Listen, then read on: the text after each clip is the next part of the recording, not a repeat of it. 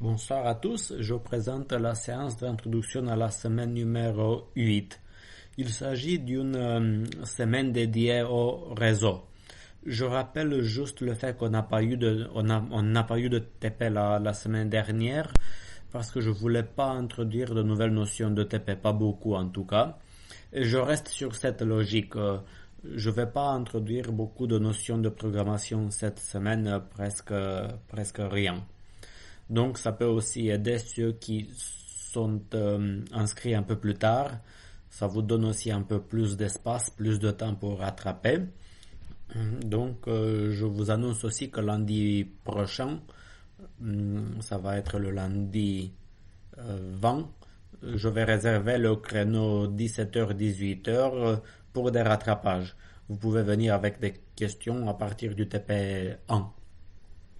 Et sinon, je garde la séance classique de 18h à 19h pour des questions sur le TP de cette semaine, qui est numéroté sur le site comme TP numéro 7, parce qu'on n'a pas eu de TP la semaine dernière, même si nous sommes la séance numéro 8. Donc c'est relativement atypique le sujet de TP. Pourquoi?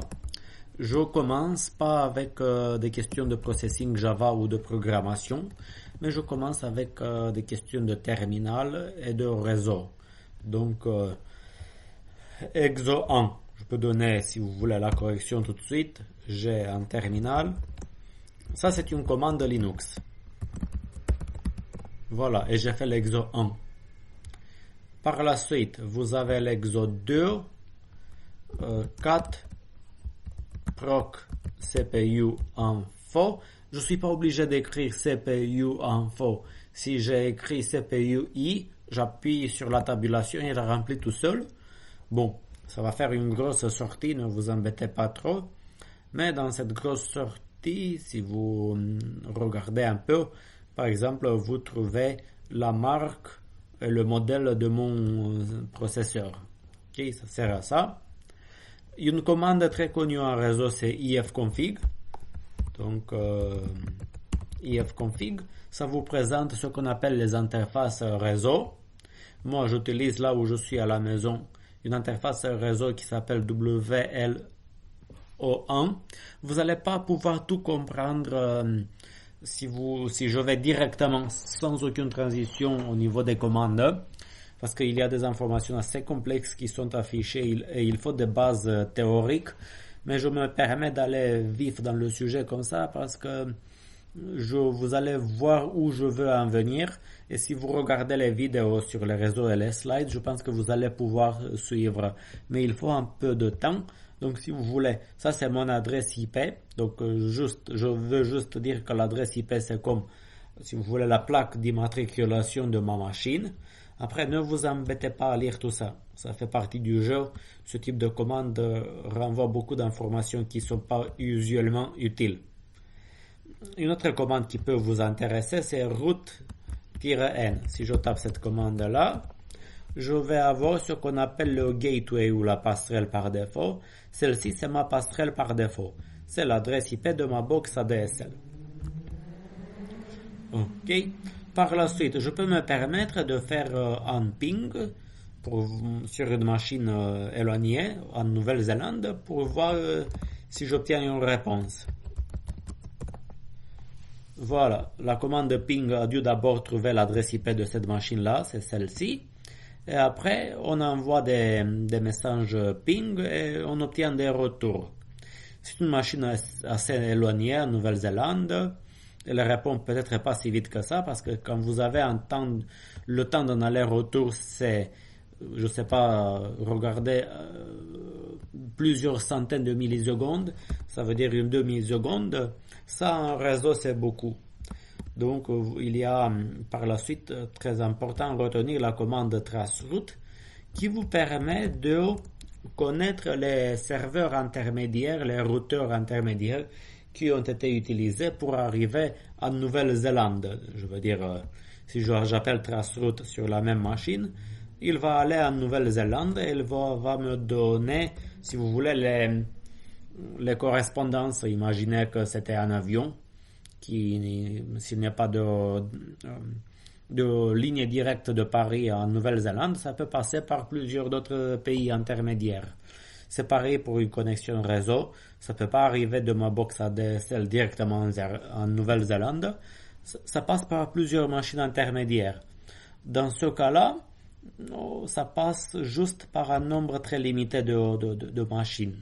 C'est assez étonnant. Mais pour comprendre l'idée, je me permets de prendre une autre machine. Je cherche University Sydney, University en Australie. Ok. Je prends l'adresse du site, qui est celle-là, et j'essaye trace-route sur l'université de Sydney.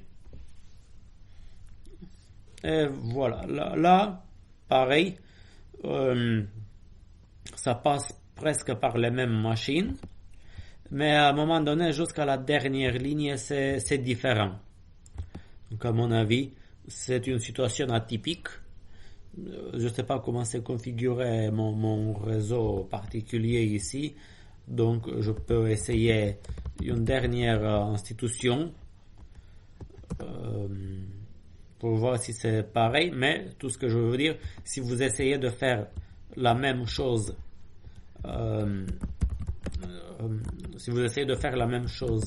au CNAV, il y aura beaucoup de serveurs intermédiaires. Voilà, pour cette institution en Corée du Sud, ça affiche un peu ce que je souhaitais. Une longue série de machines intermédiaires qui ont été nécessaires pour retransférer notre connexion. Ces machines peuvent être partout dans le monde. Donc, si vous voulez savoir où se trouve une machine, vous pouvez chercher IP location sur un site web. Je tape l'adresse IP dont je parlais. Voilà. Cette adresse IP, c'est en Corée, parce que c'était une des dernières machines. Mais si je prends celle-là, c'est pas sûr que c'est en Corée, c'est pas sûr que c'est en Europe aussi. Vous avez compris comment ça marche. Voilà. Ça passe par les États-Unis. Donc, contrairement aux attentes, la connexion vers la Corée du Sud passe par les États-Unis. Après, si vous regardez dans les détails, vous pouvez avoir que c'est Californie. Et vous avez une première vue d'une première connexion un peu complexe et qui est passée par les États-Unis. Donc, tout ça pour vous dire que les réseaux sont un domaine, et l'Internet sont un domaine très très riche. On peut faire toutes les interactions du monde d'aujourd'hui, vous comprenez ça passe par l'Internet, par divers réseaux. Il y a beaucoup de questions, par exemple, de sécurité par rapport aux cyberattaques qui se posent. Et c'est un domaine, à mon avis, très porteur. Et je pense qu'il y aura beaucoup de boulot dans ce domaine d'ici jusqu'à pour toujours, je pense. Donc, et par la suite, si vous regardez le TPM, c'est juste la deuxième partie où il y a du processing, mais un peu dans le style de ce que vous avez vu. Donc l'objectif de cette séance, c'est vraiment de comprendre les réseaux. Donc, qu'est-ce que vous avez? Vous avez bien sûr les slides que je vais télécharger. Ok. Excusez-moi, je suis à la semaine 8, donc je télécharge ces slides-là. Ok, ces réseaux. Donc, ce qu'il faut retenir pour avoir la bonne structure de la chose, c'est que la base de l'Internet, c'est ce qu'on appelle la pile TCP/IP. Donc, j'ai évoqué ça dans les slides avec des exemples. Je vais revenir tout de suite. Il n'y a pas de tonnes de slides, mais le dernier slide vous dit en quelques mots ce qui se passe lorsque vous allez sur un site Internet. D'accord ? Donc, je ne vous parle pas d'une histoire très abstraite de l'informatique, mais j'essaie de vous dire comment ça fonctionne un serveur web, qu'est-ce que c'est le DNS, les serveurs de nom de domaine. Je voudrais revenir, juste dire quelques mots. Il faut un peu de structure pour comprendre les réseaux. Moi, j'ai commencé tout de suite avec des exemples. Vous avez vu quelques commandes, vous avez vu ce que c'est une adresse IP. Mais sachez que il y a des formations de réseau qui peuvent durer plusieurs années pour vraiment comprendre toutes les facettes de la question. Avant de venir au CNAM, j'ai travaillé 4 ans dans un département de réseau et télécommunications et j'ai couvert tous ces aspects-là. Vous n'allez pas apprendre toutes les facettes des questions des réseaux en une seule semaine, c'est impossible. Mais ce qu'il faut maîtriser, c'est la notion de pile TCP/IP. Et pourquoi j'insiste sur cela? Parce que c'est la trame sur laquelle on travaille pour comprendre comment ça fonctionne. Pourquoi c'est la notion de pile? Okay. C'est quoi une pile? On analyse une chose à plusieurs niveaux de compréhension. C'est un peu comme pour la communication humaine. Vous comprenez, la communication humaine, deux personnes qui parlent, on peut l'analyser à plusieurs niveaux. Le niveau physique, par exemple, c'est les vibrations de l'air. Donc on peut étudier la communication humaine juste à ce niveau physique. Parce que il y a des choses assez complexes qui doivent être étudiées. Et il y a des questions, genre, est-ce qu'on peut parler si nous sommes à une certaine altitude, sous une certaine pression, je ne sais pas si nous sommes dans l'eau. Tout ça, c'est des questions qui touchent la couche physique. Est-ce que tout va bien au niveau de l'oreille pour pouvoir capter les vibrations de l'air? Parce que sur cette terre, il y a des personnes sourdes. Ça correspond dans le domaine des réseaux à des machines qui ne sont pas capables de capter le réseau. Vous êtes déconnecté. Okay? Par la suite, la communication humaine, elle peut bien sûr être étudiée au niveau le plus haut, le niveau le plus intellectuel, où on parle des idées, on parle, je sais pas, de l'esprit, de tout ce que vous voulez, des idées, c'est le sujet de la discussion, désolé, c'est juste le sujet, ok? Ça c'est le niveau qu'on pourrait appeler niveau application, okay? C'est le sujet. Mais lorsqu'on analyse une communication comme ça, si vous voulez, le sujet en tant que tel n'a pas vraiment beaucoup d'importance pour celui qui analyse la communication. La grosse question, c'est comment ça se fait que les deux machines ou les deux personnes communiquent. Une fois la communication établie, on peut voir quel est le sujet de la communication. Donc, la couche application, si vous voulez, pour un réseau, c'est un peu comme la couche des idées échangées au niveau d'un dialogue entre deux personnes. Mais entre les deux, il peut y avoir plusieurs couches qui ne sont pas si claires que ça si on parle d'une communication humaine. Si vous lisez un texte, vous êtes dans le cadre d'une communication humaine. D'accord? Le niveau physique, vous avez besoin de lumière pour distinguer l'écriture, les lettres. Mais avant de comprendre l'idée d'un texte que vous lisez, vous avez besoin de lumière, mais vous n'avez pas besoin que de la couche physique pour comprendre les idées. Avant d'arriver, si vous voulez, à la couche intellectuelle, le cerveau doit être capable de reconnaître des mots. Vous comprenez, il faut être capable de... Par exemple, s'il y a quelques petites erreurs dans un texte, le cerveau il est capable de les écarter très vite. Et vous comprenez, il doit y avoir un processus qui tourne à l'intérieur du cerveau qui se charge juste de faire la reconnaissance des mots. Je ne parle pas d'idées. Vous voyez sur ce slide le mot couche. Si le cerveau il est capable de parler de couche, avant d'avoir l'idée de couche, il faut qu'il y ait un processus dans le cerveau qui est capable de reconnaître le mot couche.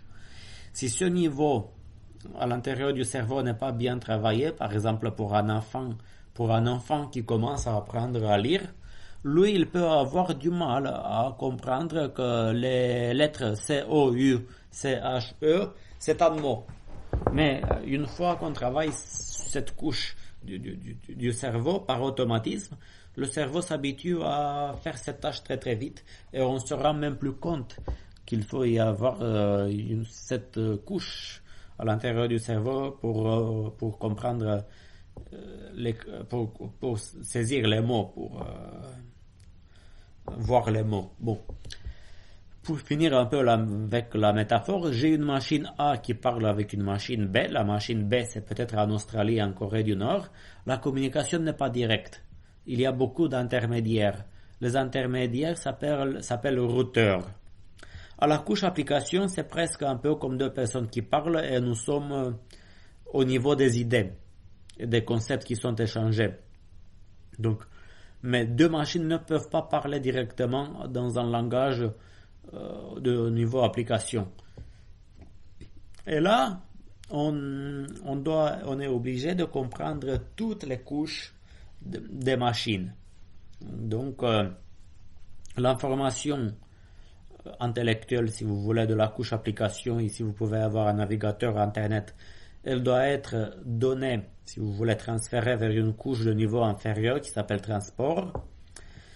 L'information est par la suite passée à la couche IP ou réseau, ici qu'on parle d'adresse IP. L'information est par la suite donnée à une couche qui s'appelle liaison. À la couche liaison, deux machines peuvent communiquer même si elles n'ont pas d'adresse IP. Il faut par contre avoir une adresse MAC. Et juste à la fin, en fin de compte, c'est la couche liaison qui se charge, si vous voulez, de toucher le matériel et d'envoyer des 0 et des 1 sur le matériel. L'information arrive sur le matériel et elle est transmise vers un premier routeur. Ça peut être votre passerelle par défaut. Le routeur, c'est juste un intermédiaire. Il n'est pas capable de comprendre ce qui se passe, de quoi il s'agit dans le message. Il n'a pas d'information de couche transport, mais il ne fait que transférer le message d'un routeur à l'autre. Ici, si vous voulez, c'est comme un postier qui transporte et transfère les courriers, mais qui n'a aucune idée de ce qu'il y a à l'intérieur. Donc tout ce qui l'intéresse pour lui, c'est le niveau IP ici, où on parle d'adresse IP qui identifie les personnes qui communiquent sur Internet. Donc ça passe d'un routeur à l'autre, si vous voulez, d'un postier à l'autre. Et finalement, l'information arrive sur, si vous voulez, ça peut être le câble de la machine à distance, qui est capable de récupérer les informations jusqu'au plus haut niveau et de comprendre ce qui se passe. Donc, la communication d'une application à l'autre passe par beaucoup d'intermédiaires. Donc, et dans toutes ces séances, j'essaie un peu d'expliquer ce processus. Si vous cliquez sur la vidéo live, vous avez ici, je pense, une vidéo d'1h30, à peu près, oui, 1h30. Mais l'essentiel de l'essentiel pour la séance numéro 8 sur les réseaux, si vous n'avez pas beaucoup de temps, allez directement à la vidéo de théorie réseau. Ça, c'est l'essentiel. Il s'agit d'une vingtaine de minutes de discussion sur la pile TCP/IP qu'il faut maîtriser. Ça, c'est le genre de notion que je peux donner comme question à l'examen.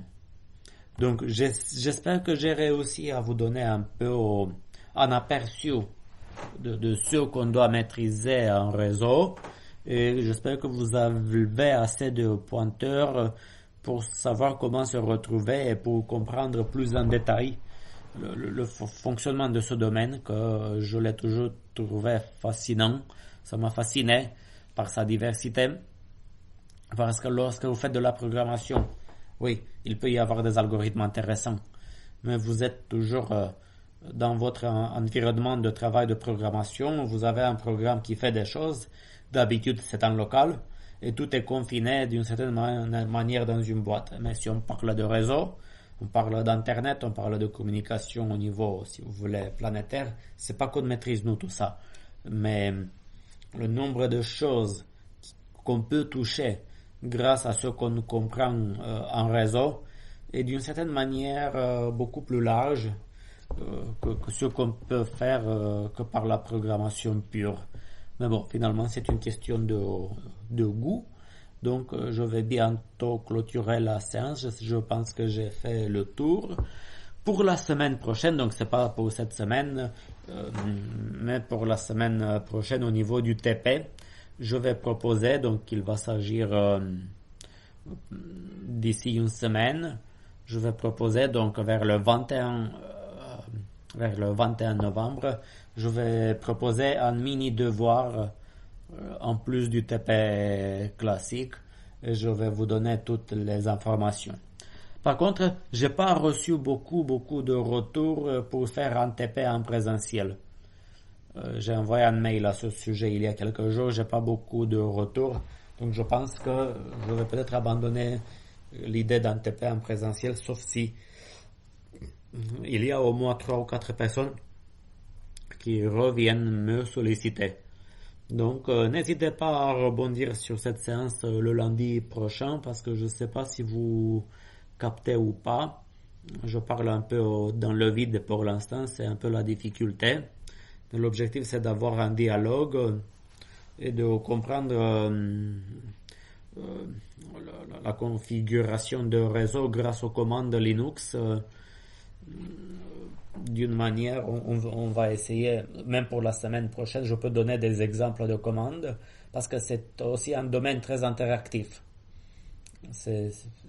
Il y a la partie théorique que je viens d'évoquer, mais j'espère que je vais pouvoir vous montrer aussi la partie pratique qui vous permet de mieux se placer et de mieux comprendre les communications Internet. À bientôt, à lundi prochain, j'espère. Au revoir.